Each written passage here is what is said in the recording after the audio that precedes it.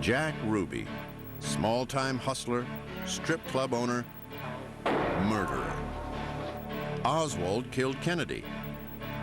Ruby killed Oswald. The nation lost a kind of innocence during those dark days of November 1963, and this revolver silenced the only man who could tell us why. The story of Jack Ruby's gun is the story of a lethal weapon that, with one bullet, sealed our nation's most grievous crime in mystery forever.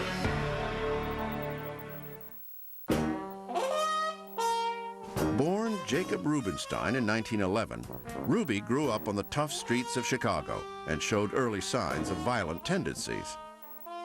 Jack Ruby was the kind of guy who had a very quick temper. His nickname was Sparky.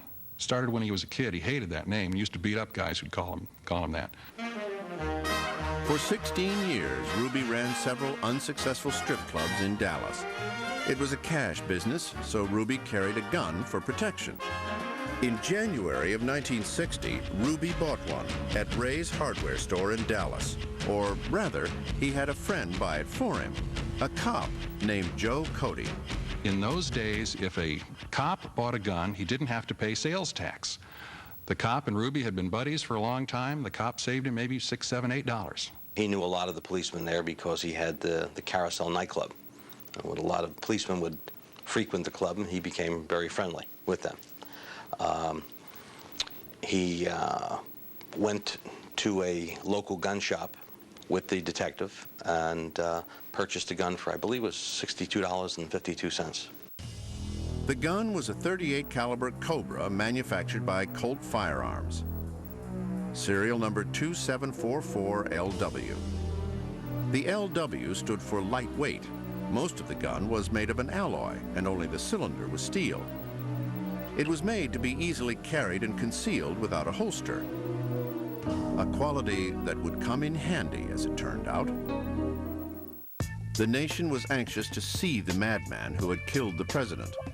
2 days after the assassination, they had their chance.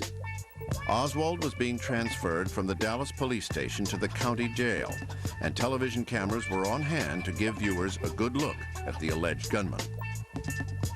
But watching on TV wasn't good enough for Jack Ruby. He wanted to get closer. As Oswald was led through the police station toward the paddy wagon, Ruby was on hand. Almost unbelievably, he had managed to get access to the police station, armed and unnoticed. Ruby's gun had silenced the only man who could answer the burning questions about Kennedy's assassination. The gun was wrestled from Ruby and marked as evidence. L.C. Graves, the officer who wrestled the gun from Ruby, put his initials and date on the backstrap of the gun. This provided the gun with unique markings, preventing it from being switched in evidence. From the crime scene, the gun was sent to a ballistics lab for further testing. The ballistics detectives also marked the gun with their initials. December 30th, 1963 was the date of the tests. They also marked with an arrow the chamber which fired the fatal round. That bullet nearly cost Ruby his life as well. He was sentenced to death for the killing, but he died from a blood clot in prison in 1967 before the execution could be carried out. As for the pistol itself, following court procedures, it was to be returned to his family.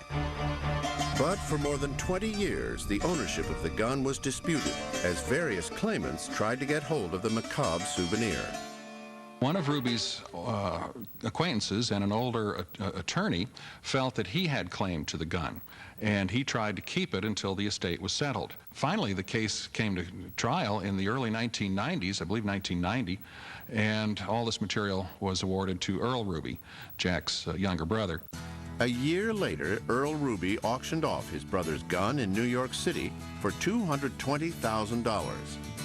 The buyer, collector Anthony Puglisi, treasures the historic firearm. He believes he can salvage some good from an otherwise horrific incident.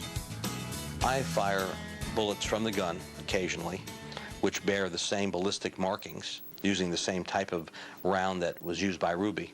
And we number them, we mark them, and I donate them to schools, universities, and other public causes. and to raise money. Nevertheless, it remains for most Americans a grim reminder of tragedy, the maddening close to one of the most perplexing chains of events in the nation's history. Jack Ruby's gun is in Anthony Puglisi's private collection in Boca Raton, Florida.